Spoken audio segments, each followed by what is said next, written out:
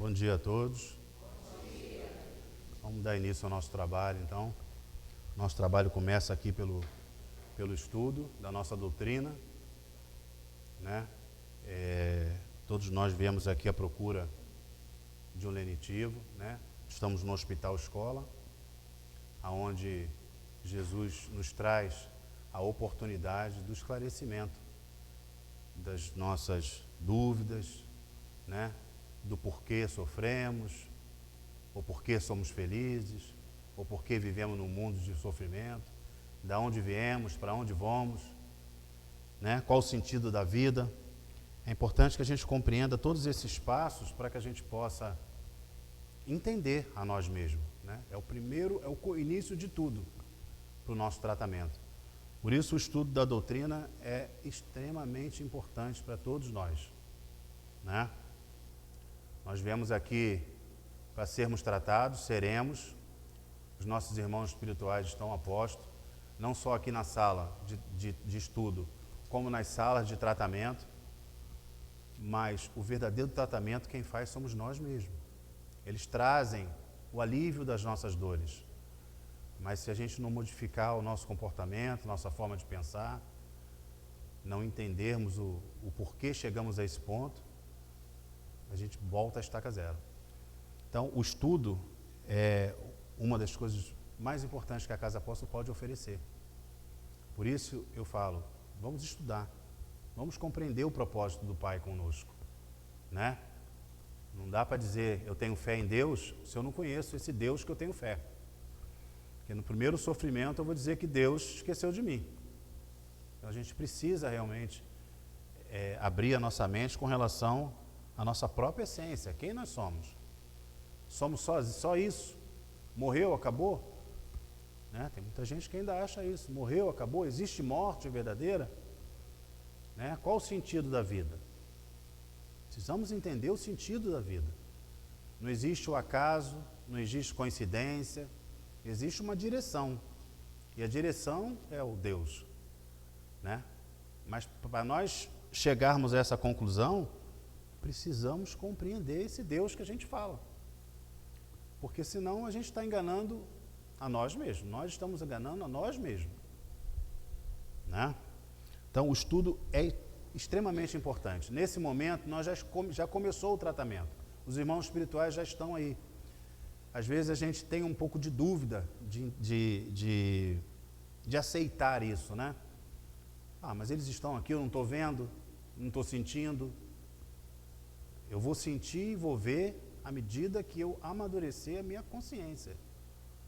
Não dá para dizer para o cego que existe luz se ele nunca viu a luz. Não adianta, você fala, a luz está aqui, mas eu não estou vendo, eu sou cego. Então precisamos realmente abrir a nossa consciência. Na nossa casa a gente oferece o estudo do Livro dos Espíritos e o Livro do Evangelho. O Livro dos Espíritos é o primeiro livro da codificação, né?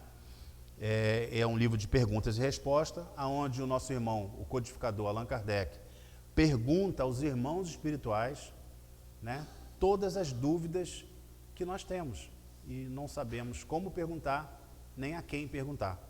Então, por isso a doutrina é dos espíritos, não é a doutrina do homem. Porque se fosse do homem, a gente teria que acreditar naquele homem, né? E quem acreditasse, ótimo. Quem não acreditasse, ficava sem a doutrina. Então a doutrina é dos espíritos. E a importância de ser a doutrina dos espíritos é entender que nós somos espíritos, né? Cada vez que a gente vai estudando a codificação, a gente vai tendo mais essa compreensão, que somos espíritos, estamos encarnados. Hoje nós somos a pessoa que nos apresentamos, mas já fomos várias outras e seremos tantas outras quantas forem necessário até chegarmos ao destino que o nosso Pai quer para todos nós, que é a perfeição. Seremos perfeitos. Essa é a vontade de Deus. E se é a vontade de Deus, seremos. É certeza. Obrigado, Pai. Seremos. Agora, o quando é que diferencia um do outro, né? Porque o quando depende da força de vontade de cada um, né? De se modificar, de passar pela porta estreita que o Cristo nos ensinou. O livro do Evangelho fala da moral do Cristo, né? Então, todos os ensinamentos morais vem o livro do Evangelho nos ensinando. Um livro e o outro, um vai complementando a compreensão do outro. E a gente vai amadurecendo paulatinamente. Importante a gente observar, é estudo, não é palestra. Palestra é um só que fala, né? E todo mundo baixa o ouvido. Estudo é participação. Vamos participar. Né? A dúvida de um, ou o problema de um, é o problema de outro também. O outro queria ouvir essa resposta também. O outro queria também entender isso. Então, muitas vezes, quando a gente coloca o nosso problema, não só a gente ajuda a gente mesmo, como a gente ajuda o outro. Então, é participação mesmo. Pode interromper. A gente não tem pressa. Não queremos acabar o livro hoje. A gente vai acabar ele quando a gente estiver realmente em condições de acabar esse livro. É pergunta por pergunta. O Evangelho é capítulo por capítulo, devagar, sem pressa. Quanto tempo nós demoramos para chegar até aqui? Quanto tempo? Às vezes precisou doer muito, né? Porque enquanto doía pouco, a gente suportava. Quando ficou insuportável, eu falei assim, ai meu Deus, eu tenho que procurar Jesus. Então, existe outro caminho sem ser o sofrimento. E a gente vai entender isso. Né? Nós estamos no capítulo, na parte 2ª do Evangelho, na pergunta 81. Nós estamos falando do mundo espírita ou mundo dos espíritos. Para a gente entender como é que é o mundo dos espíritos. Né? Quando a gente está fora da carne, quando a gente está no mundo espiritual, ou através, né? Quando a gente vai dormir, todo mundo, quando vai dormir, sai do corpo. Quem não sabe, sai. Certeza. Ou quando a gente desencarna, através da morte, a gente sai do corpo. O corpo vai virar adubo e a gente continua a viver no mundo dos espíritos. Então, na questão 81, dando continuidade, nosso irmão Allan Kardec pergunta aos mentores espirituais: os espíritos se formam espontaneamente ou procedem um dos outros? Quer dizer, o que ele está perguntando? Nós aqui no mundo físico, né, para que a gente nasça, a gente tem que vir do papai e da mamãe, né, da junção dessas duas moléculas, esses dois gametas aí que se juntam, se multiplicam e a gente nasce, né, forma o nosso corpinho. Mas e no mundo espiritual? É assim também? Né? Os espíritos se formam espontaneamente, eles surgem espontaneamente, ou procedem um dos outros? Alguém quer falar alguma coisa sobre isso? Quer falar? Olha a resposta que os irmãos falam. Deus os cria, como a todas as criaturas, as outras criaturas, pela sua vontade. Mas, repito, ainda uma vez, a origem deles é mistério. Nós vamos observar que algumas respostas dos irmãos espirituais, nossos mentores espirituais, eles não vão trazer para a gente diretamente, porque não entenderíamos. Nós vivemos num mundo de provas e expiações, né? É um mundo onde todos nós somos espíritos imperfeitos, né? Possuímos alguma ou algumas imperfeições. E isso impede que a gente compreenda algo mais avançado. Então, algumas respostas eles dão para que a gente fique por aí e compreenda outras coisas primeiro, né? E no momento mais maduro a gente vai compreender essa questão. Mas aí o Allan Kardec, não satisfeito, continua a pergunta. Será certo dizer-se que os espíritos são materiais? São imateriais? O que vocês acham? Os espíritos são matérias ou são imateriais? São matéria? O espírito é matéria? Quem falou? O espírito é matéria? Mas alguém acha que o espírito é matéria? Matéria também?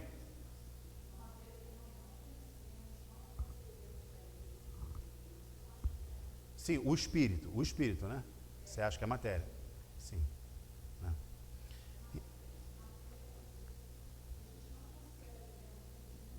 Né? não consegue entender que estrutura é essa, né? Mas a gente tem um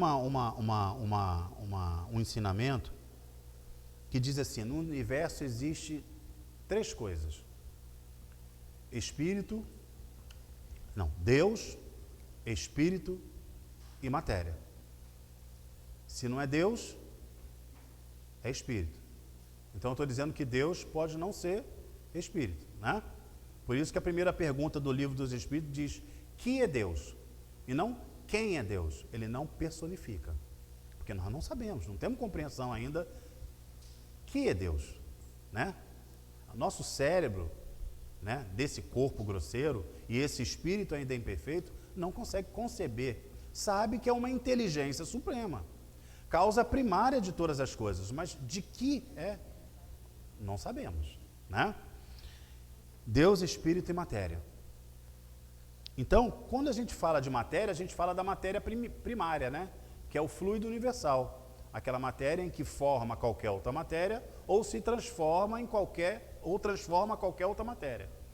Então, isso é a noção que a gente tem de matéria. E não a matéria, essa grosseira só, mas até a matéria que a gente não enxerga. A eletricidade é uma matéria que a gente não enxerga. O ar que a gente respira é uma matéria que a gente não enxerga. Não é verdade? Tem tantas matérias que a gente não enxerga, já no mundo que a gente vive. E existe a matéria do corpo espiritual, por exemplo.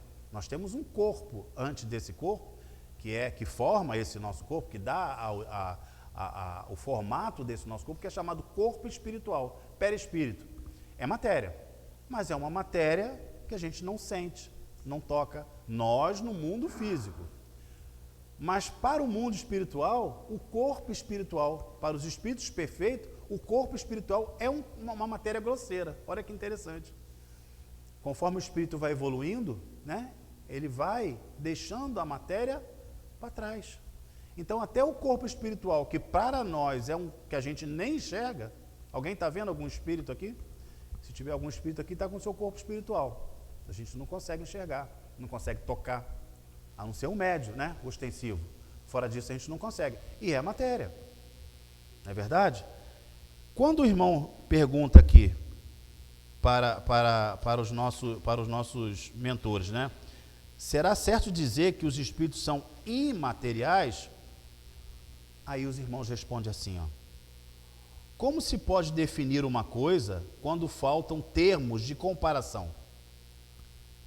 Né? Para a gente poder falar de amarelo, a gente tem que ter visto uma cor amarela e ter, né, dito desde sempre que aquela tonalidade é amarela. Mas diz amarelo para um cego de nascença, ele vai ter uma noção, mas não sabe dizer o amarelo. Não tem como. Nunca viu? Não tem comparação. É isso que está dizendo para a gente. Como se pode definir uma coisa quando faltam termos de comparação e com uma linguagem deficiente, né? A linguagem do pensamento é a linguagem mais perfeita, que é a linguagem universal do mundo físico e do mundo espiritual. Mas quantas linguagens do pensamento a gente não consegue passar para a nossa linguagem material? Essa, articulada. Não dá, né? Já viu quando a gente está no ginásio, a gente tem que fazer a redação? Não é assim? A ideia vem toda na mente, passa para o papel. Ah, meu Deus do céu, mas não sai nada. E está tudo aqui na mente, você já sabe o que, princípio, meio e fim, você sabe tudo. Mas para colocar para a matéria, a gente tem dificuldade. E é assim no mundo espiritual. Quantas coisas os irmãos espirituais querem nos explicar, mas para tornar legível para nós, aqui no mundo físico, fica difícil, porque a gente não tem meios de comparação para que eles possam trazer. Então é mais ou menos isso. Como se pode definir uma coisa quando faltam termos de comparação e com uma linguagem deficiente? Pode um cego de nascença definir a luz? Imaterial não é bem o termo. Incorpóreo seria mais exato, né? Então, podemos dizer que o espírito não é matéria? Definidamente não. Bateu o martelo, a gente não pode dizer. Bater o martelo a gente não pode bater, dizer que é imaterial, não é matéria, não é? Porque a gente não tem esse meio de comparação. Mas se a gente dissesse que o espírito é imaterial ou incorpóreo, aí a gente começa já a ter uma noção melhor. Ou imaterial. Incorpóreo, a gente já começa a ter uma noção melhor. Incorpóreo seria mais exato, pois deves compreender que, sendo uma criação, o espírito há de ser alguma coisa. É a matéria quintessenciada, mas sem analogia para vós outros, e tão etérea que escapa inteiramente ao alcance dos vossos sentidos. Quer dizer, ela é tão sutil que a gente não consegue os nossos sentidos observar de jeito nenhum. Mas imaterial a gente não pode bater o martelo, porque nos falta realmente compreensão. Existem coisas que não são matérias, né? Mas a gente não sabe também o que é, porque a gente só entende espírito, Deus e matéria. A gente não consegue compreender outras coisas. Dizemos que os espíritos são imateriais, porque, pela sua essência, diferem de tudo o que conhecemos sob o nome de matéria. Um povo de cegos cercearia de termos para exprimir a luz e seus efeitos.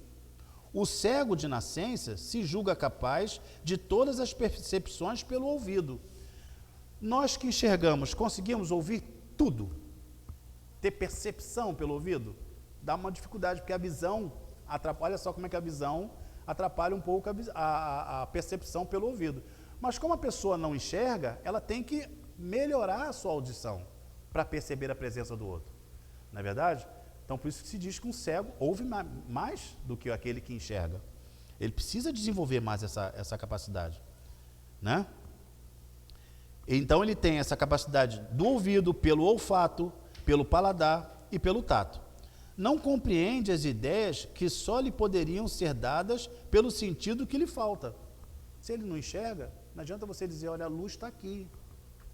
Ele não consegue entender que a luz está ali. Se ele não sentir a temperatura, se ele não sentir outras coisas que ele desenvolve. Nós outros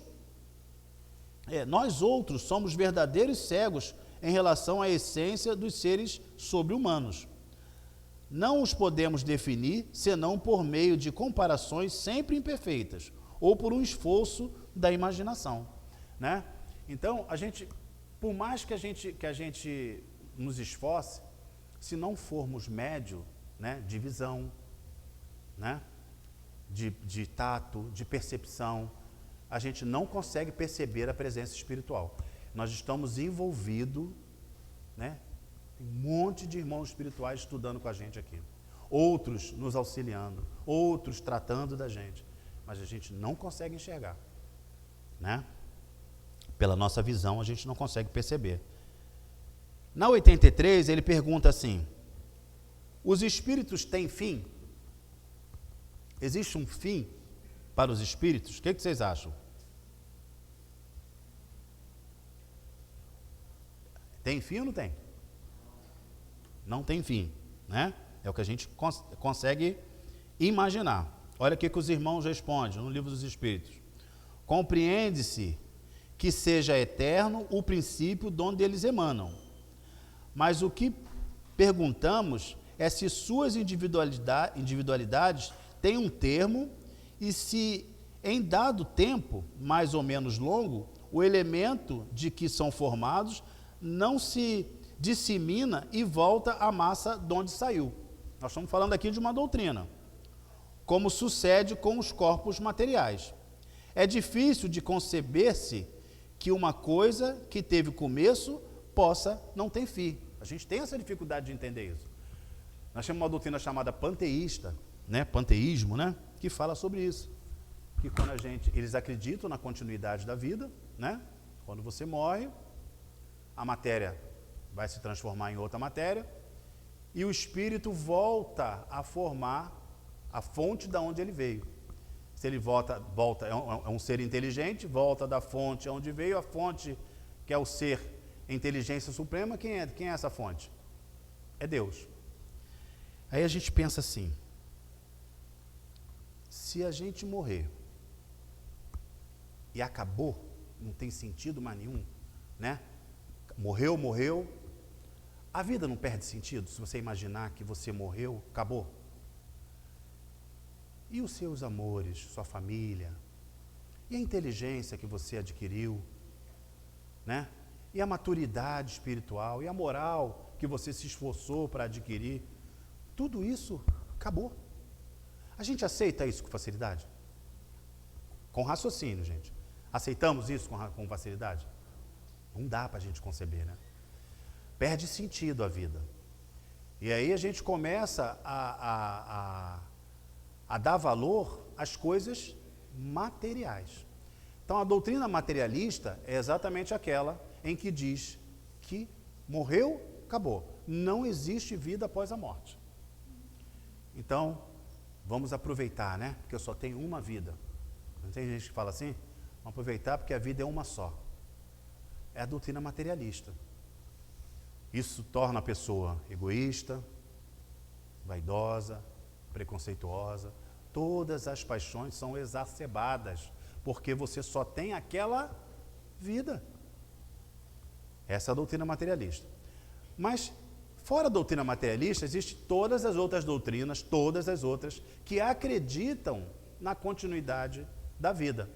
E aí nós temos uma doutrina chamada panteísmo, que ela acredita na continuidade da vida, mas com essa condição que a gente está dizendo aqui. Você morre, né? O corpo volta se transforma em outra matéria, e o espírito volta à fonte da onde veio, que é o Criador. Se a gente pensar desse jeito, vamos raciocinar, gente. Não é a mesma coisa que o nada? Voltar da fonte aonde veio. É a mesma coisa que o nada ou não? Bom, gente, o que vocês acham? O nada é você não existir mais. E voltar para a fonte de onde você veio, você continua existindo? Hã? Com a sua individualidade, com os seus pensamentos? Hã? Não, acabou você. Estou falando da inteligência, do espírito. Voltar da fonte da onde você veio, né? Significa que um dia você fez parte dessa fonte, começa por aí. Se você fez parte dessa fonte, significa que essa fonte tem partes imperfeitas. Então ele não é inteligência suprema. Porque uma inteligência suprema não tem partes imperfeitas. Começa por aí, olha o raciocínio. Então se você volta, é porque você saiu dessa fonte, né? Segundo, se você volta a essa fonte imperfeita, você não existe mais. Quem continua existindo é a fonte. Não é a mesma coisa que o nada? Morrer, acabar. E voltar à fonte, não é perder a sua individualidade? Não é perder quem é você? Porque quando a gente desencarna, nós continuamos sendo quem somos nós. Com as qualidades e com os defeitos. Com as imperfeições, né? E com tudo aquilo que conseguimos almejar, né? Alcançar de intelectualidade e de moralidade. Você é você, com seus gostos, com as suas vontades, com os seus desejos. Não muda. Não é porque você deixou o corpo que você passa a ser outra pessoa, não. Você continua sendo a mesma pessoa. E a gente tem vários exemplos aqui, né? Quando a gente tem uma incorporação, quando a gente tem uma pessoa que chega com seus sofrimentos ou com as suas qualidades morais. Se ela tivesse voltado à fonte que a criou, né? Consequentemente, ela não manteria a sua individualidade. Então, essa doutrina panteísta, ela erra nesse aspecto. Não dá para a gente conceber o nada. Se não dá para a gente conceber o nada, não dá para a gente conceber que a gente volta à fonte da onde nos criou. E o terceiro raciocínio, nós somos criaturas, criados pelo Pai. Não somos partes do Pai. Não somos parte de Deus. Se você cria uma cadeira, por mais perfeita que seja essa cadeira, você é parte dessa cadeira? É, gente? Não. Por mais perfeita que seja a cadeira é uma criação sua. Ela não é parte sua. Ela tem ali a sua genialidade, a sua capacidade de detalhes, né? Ela tem ali a sua melhor forma, a sua maior beleza. Beleza. Mas não é você. Ela não é você. Essa relação que a gente faz com Deus. Nós somos criados por Deus, né?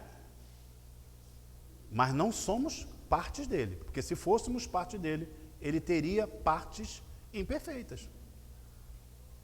Não é verdade? É por isso que os irmãos citam esse item aqui, para que a gente possa ter essa compreensão. Ele diz assim, terminando esse parágrafo: há muitas coisas que não compreendeis, porque tendes limitado a inteligência. Isso, porém, não é razão para que as repilais. O filho não compreende tudo o que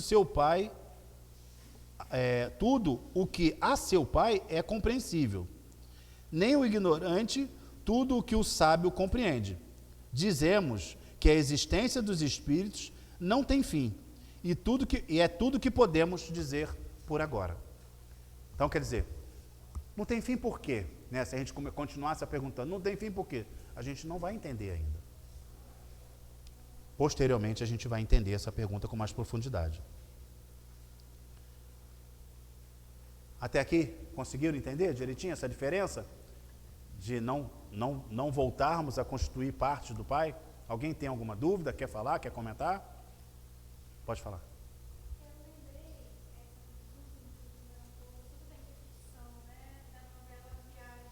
Aham.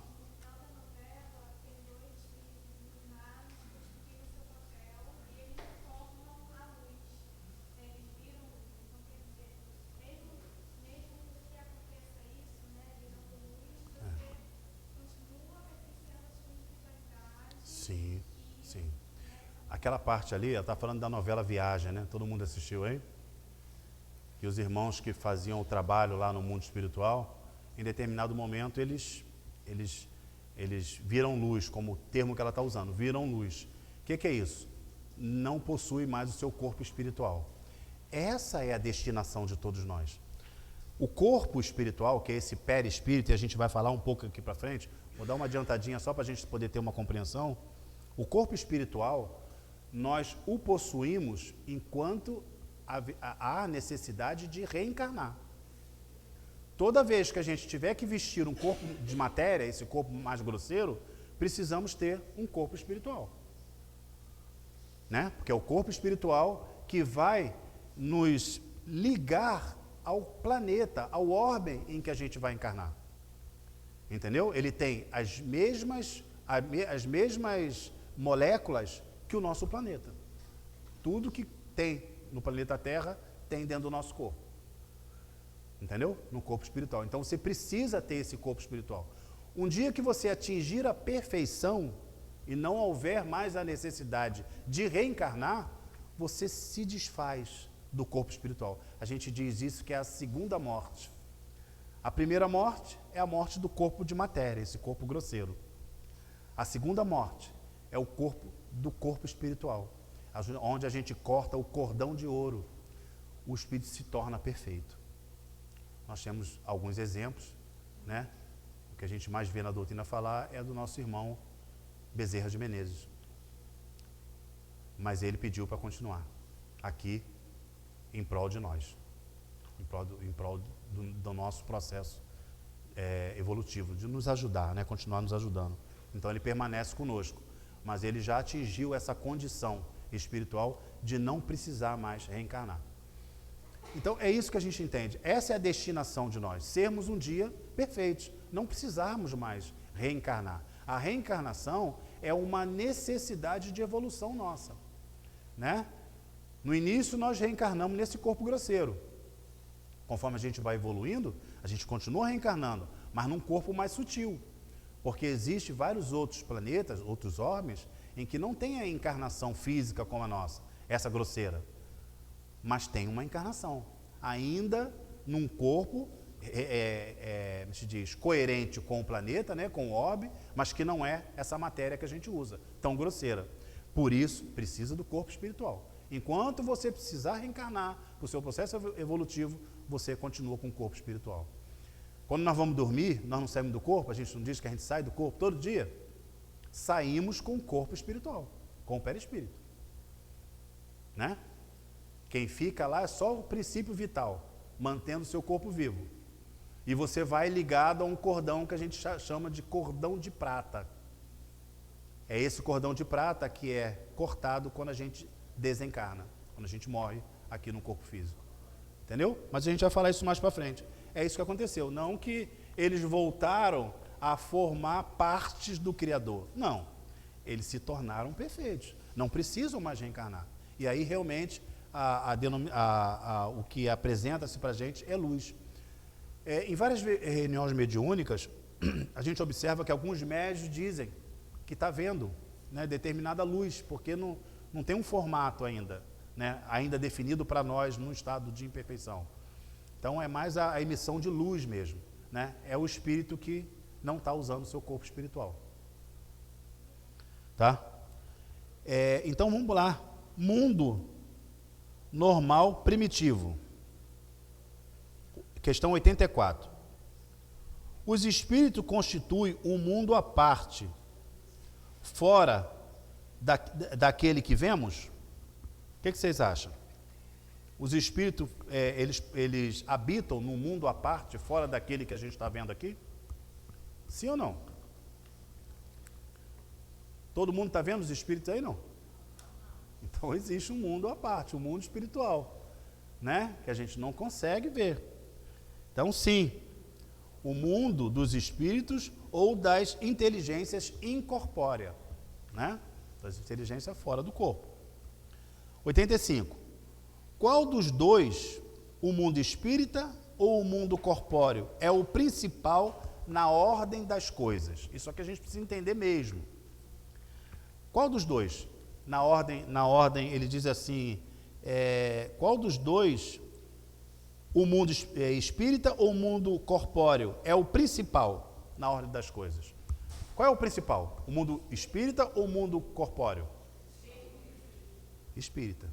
Né? A gente já falou isso aqui algumas vezes, que o corpo principal da gente é o corpo espiritual, o perispírito, o qual nos dá a condição de formar esse corpo físico aqui. Já contamos essa história algumas vezes, né? Se você pegar, né, a molécula masculina e feminina, juntar, elas começarem a se multiplicar aquela massa ali. Se não se juntar nenhum espírito ali para dar a formação daquele corpo, aquelas moléculas vão se multiplicar? O que vocês acham? Vão, é matéria. Né? A matéria, as moléculas se multiplicam, as célulazinhas vão se multiplicando, mas vai formando uma massa sem forma nenhuma. Sem forma nenhuma. Sem forma nenhuma. Não tem forma humana. Porque não tem um espírito dando àquela massa as suas características. Isso é importante a gente observar, porque tem gente que fala assim, olha, eu herdei essa diabetes dos meus pais, foi a herança que eles deixaram para mim. Eu herdei essa pressão alta dos meus pais. Bota a culpa nos pais mesmo. Né? Eu tenho essa doença porque minha família tem. Isso é uma assertiva? O que vocês acham? Nem sempre. Nem sempre. Por quê? Todas as doenças ou qualquer dificuldade que nós herdamos é de nós mesmos. Porque se somos espíritos, já viemos aqui várias vezes. Essa não é a primeira. Somos espíritos velhos, não é verdade? Trazemos de outras encarnações as dificuldades a serem resolvidas agora, que a gente chama de expiação. Vamos formar o nosso corpo coerente com as necessidades expiatórias dessa vida. Então, colocamos naquele corpinho, ao aproximarmos da mamãe, né? Aproximar o nosso perispírito ao perispírito da mamãe, colocamos naquele corpinho as formações necessárias às doenças que a gente vai ter. na data certa, que não existe o acaso. As dificuldades corpóreas, deficiências mentais, de locomoção, de visão, de audição, etc, etc. Colocamos ali. É claro que a gente precisa das características materiais, né, que os pais, né, nos forneçam. Mas, numa forma geral, todos nós temos todas as características de desenvolver a qualquer doença. Basta que o espírito precise passar por aquilo. Então, não são dos pais que nós herdamos as dificuldades físicas, né, ou qualquer outra dificuldade. São de nós mesmos. Nós é que passamos para aquele corpinho todas essas informações, né? E aí leva 9 meses para que a gente vá, né, formando, passando as informações para aquele corpo. E as nossas células espirituais vão se aderindo às células materiais daquele corpo que vai se desenvolvendo. Nesse processo, lá no mundo espiritual, que nós ainda estamos, vamos perdendo a consciência. Já não vamos esquecendo tudo, desligando do mundo espiritual, porque a gente vai se adaptando às células materiais. Mas só realmente habitamos o corpo material no momento do nascimento. Quando o bebê nasce, aí sim, a gente toma aquele susto, né? Meu Deus do céu, olha eu aqui de novo. Então, quando a gente fala dessa questão, que existe qual é a prioridade, né, do corpo, qual é o mais importante, o corpo material ou o corpo espiritual? É claro que é o corpo espiritual, porque sem ele, a gente, primeiro, não habitaria mundo nenhum. Porque para que a gente possa habitar qualquer mundo do universo, a gente precisa ter o corpo espiritual. Vamos dar exemplo de Jesus? Vocês já imaginaram a grandeza do Cristo, que já era perfeito, muito antes de a gente ser criado pelo Pai, como espíritos? E que teve que baixar toda a sua luminosidade, para que não ofuscasse os nossos olhos quando ele chegasse aqui, porque senão a gente não conseguiria nem enxergá-lo. Que teve que habitar um corpo físico grosseiro como o nosso, diminuindo toda a sua grandeza, né? Sendo formado, foi criado para ele um corpo espiritual, que ele nem precisava mais ter. Foi formado um corpo espiritual para que ele pudesse se adaptar ao orbe terrestre e, através daquele corpo espiritual, ele pudesse formar o corpo físico no ventre da mamãe, para que ele pudesse aqui trazer as lições para a gente. Aí a gente pergunta assim, mas pela grandeza do Cristo, ele não podia pular tudo isso? Se ele quiser, ele não pode aparecer aqui para a gente? Pode ou não pode, gente? Pode. Ele tem tanto inteligência quanto moralidade para isso. Ele participou do processo de resfriamento da nossa Terra, lá de trás, aonde surgiu os primeiros seres. Ele participou, toda a equipe dele, junto com ele, participou de todo esse processo, até um dia habitar o homem aqui na Terra. Olha só. Então, por que ele não pulou tudo isso? O que vocês acham? Por que ele não pulou todas essas etapas para chegar aqui e apenas, né, se corporificar aqui para a gente e dar os ensinamentos para a gente? Por que vocês acham que ele não fez isso?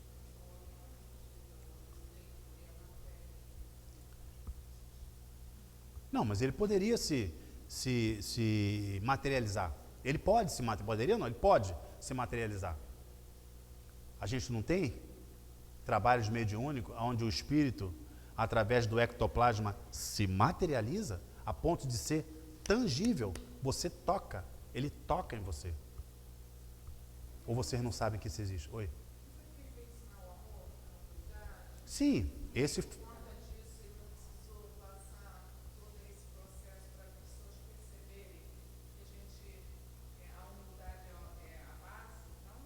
Um ponto. Isso. Humildade, né? Humildade. Esse é um ponto. Quem falou? Alguém viu o Cristo escrever alguma coisa? Escreveu livro? Ele abriu alguma igreja? Por que a gente lembra dele? Pelo exemplo. Pelo exemplo. Se ele não passasse por todo o processo, ele no final não poderia dizer para a gente: se eu fiz, vocês podem fazer também. Porque a gente ia falar: ah, não, mas você não teve que nascer num corpo doente, você não teve que vir aqui, né, passar pela fase da infância, ser beber ainda, passar pela adolescência, olha quanta dificuldade, ser amado ou não, igual a gente. Não, ele veio, passou por tudo que nós passamos, para dar o exemplo para a gente, para dar o exemplo, por amor. Agora, vocês já imaginaram o sofrimento de um espírito de luz desse? Porque a gente sabe que só de estar encarnado já é um processo de prisão. O espírito se sente preso ao estar aqui no corpo. Nós estamos presos, ouvimos pouco, né? Enxergamos pouco, nos locomovemos com dificuldade, rastejamos. O espírito flutua, não precisa da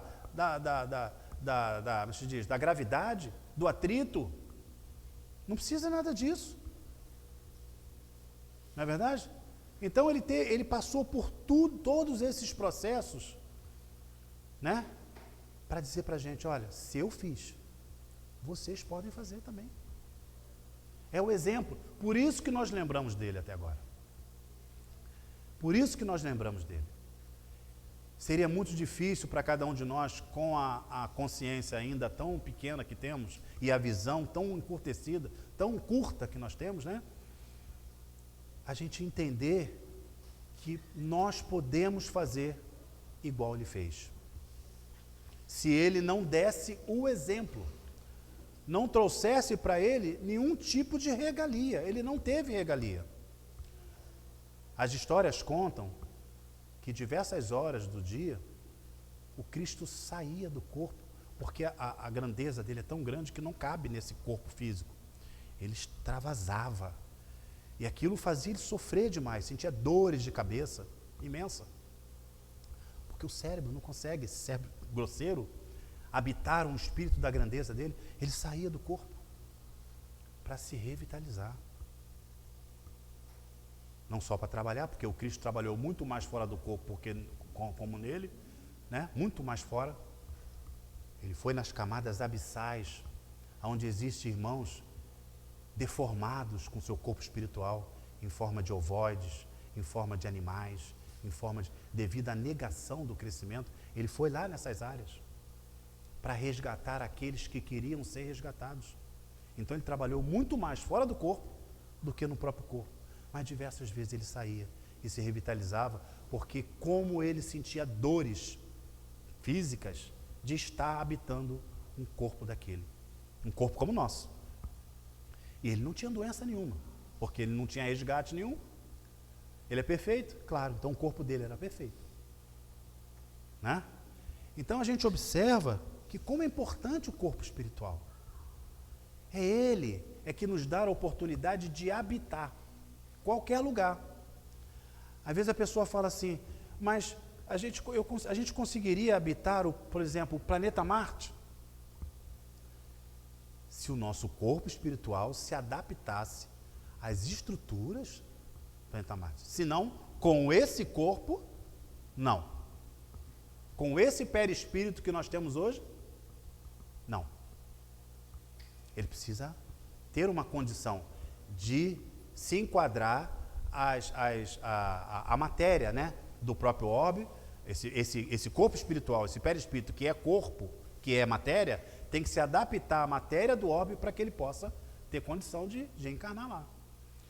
Então, só estamos aqui encarnados porque temos o nosso corpo espiritual, né?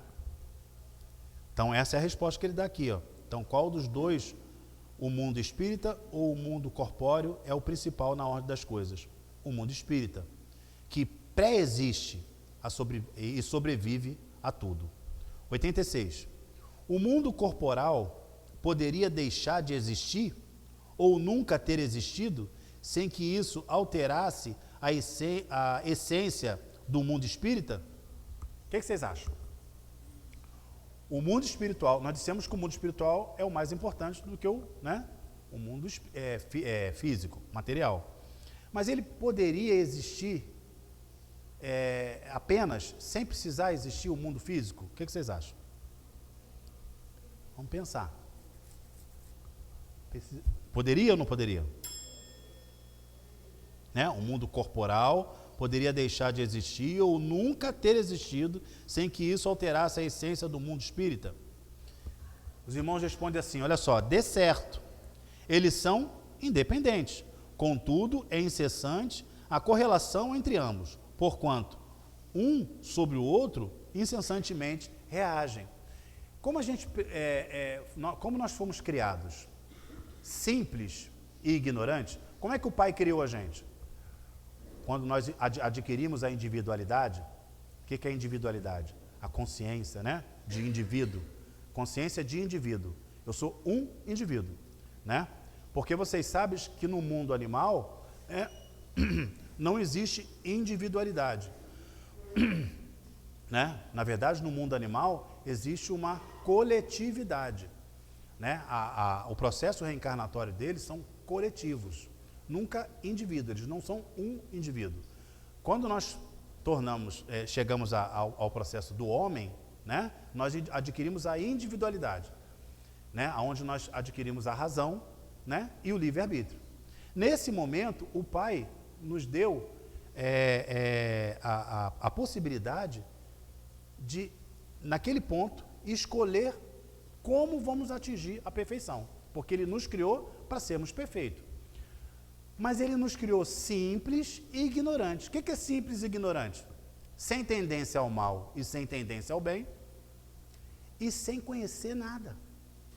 Foi assim que nós tivemos a nossa primeira encarnação aqui. Ainda no mundo primitivo, se foi aqui na Terra ou se foi em outro orbe, a gente não sabe. Porque nós não pertencemos a orbe nenhum. Nós pertencemos ao universo. Habitamos os orbes, os planetas, para evoluir. Muitos de nós já chegamos aqui na fase de prova e expiação. Fizemos a fase primitiva em outro lugar. Então, quando a gente fala de extraterrestre, a gente pode ter certeza que também somos extraterrestres. Porque nós não pertencemos à Terra. Nós estamos na Terra nesse processo de prova e expiação. Mas não significa que nós tivemos a nossa primeira encarnação aqui. Então, simples e ignorante. E deu a gente o livre-arbítrio para que a gente atinja a perfeição dentro das nossas escolhas. É assim que nós começamos o processo evolutivo. 87, só para a gente terminar esse item aqui.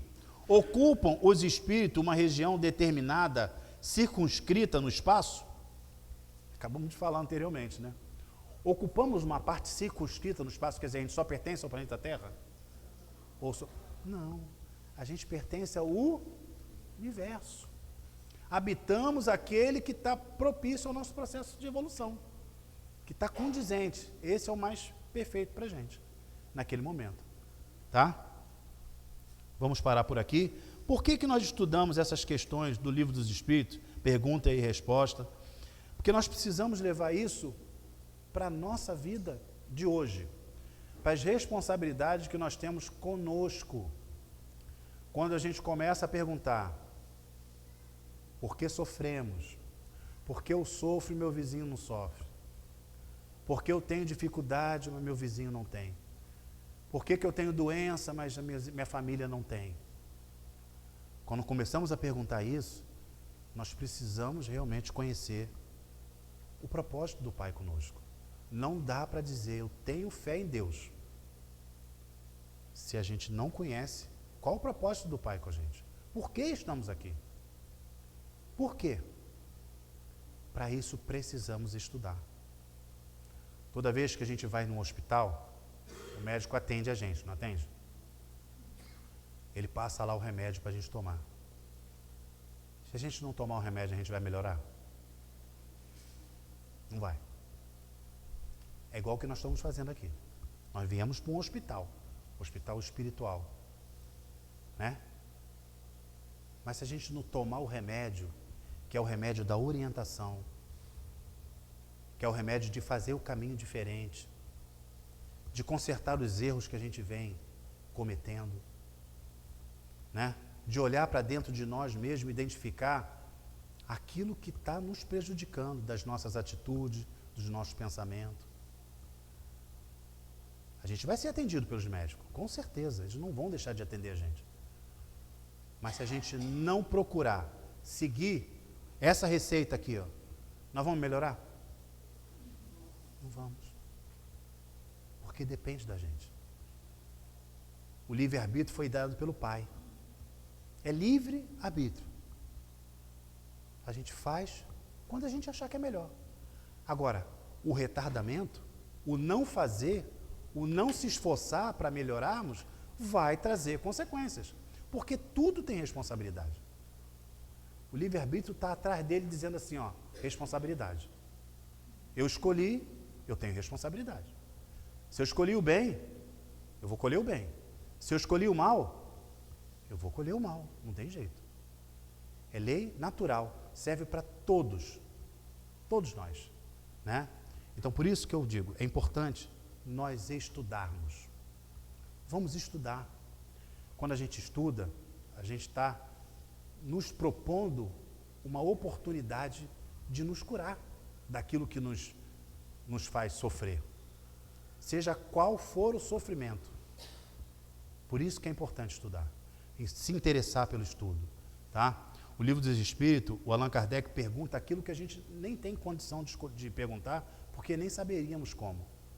Mas a gente observa que as respostas são exatamente aquilo que a gente gostaria de saber e que é importante para a nossa vida, né? De a gente entender que ninguém é responsável pelos nossos sofrimentos. Ninguém, nem o nosso pai, nem a nossa mãe, nem a pessoa que mais ama a gente. E nós não somos responsáveis pelo sofrimento de ninguém também. Não somos.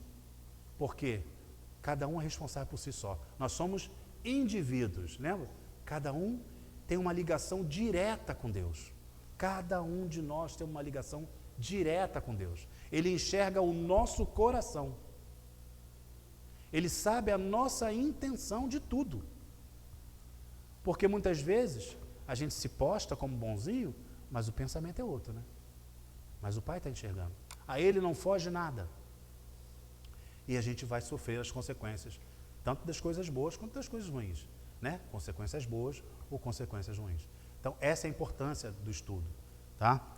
Daqui a 15 dias, né? Porque semana que vem é livro do Evangelho, nós vamos dar continuidade na questão 88, forma e ubiquidade dos espíritos. Tá? A gente vai caminhando devagar assim mesmo, para que a gente possa entender, porque são coisas que muitas vezes a gente nunca ouviu falar. Fica difícil de a gente entender. Alguém quer falar alguma coisa só para a gente encerrar? Tá ok. Então vamos dar por encerrado o nosso estudo de hoje e continuidade do nosso trabalho. Obrigado, gente.